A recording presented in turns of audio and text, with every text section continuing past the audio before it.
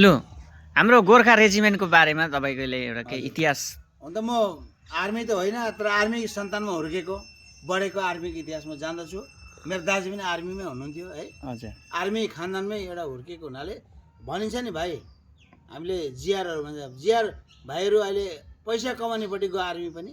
देशभक्त कम्ती, पैसा मेरो बुढीले टिकटक बनाउँदा भइगयो अहिलेको आर्मीमा। भएको त इतिहास आर्मीले कसरी खटेर आउँछ, के गर्छ।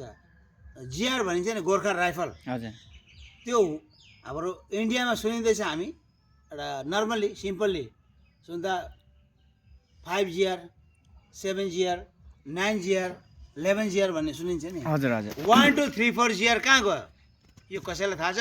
सायद त्यो आर्मीलाई पनि थाहा छैन। 1 GR चाहिँ त्यति बेला गोर्खा भने के जाति हो? ब्रिटेनले जब छोड्यो हाम्रो इन्डियालाई, हजुर त्यति बेला आजाद भएकोलाई 1 GR चाहिँ लगो अङ्ग्रेजले। 1 GR अहिले कहाँ छ? जग्गामा छ। 2 GR कहाँ छ? रसियामा छ। 3 GR कहाँ छ? जर्मनमा छ।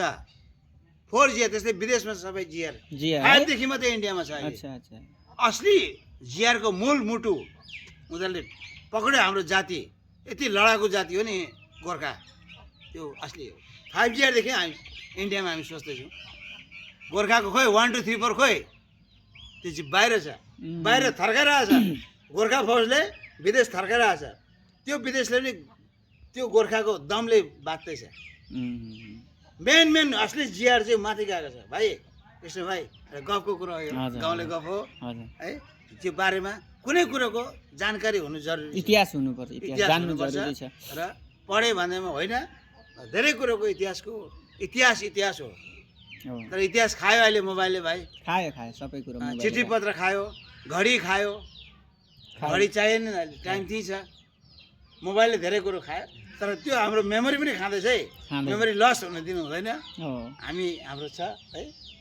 यो गोर्खाको बारेमा यो एउटा सानो जानकारी भाइ है। हजुर ल धन्यवाद सेयर गरेको मैले, हजुर, ठिकै ठुलो कुरा गरेको होइन मेरो भाइ, सेयर गरेको मैले।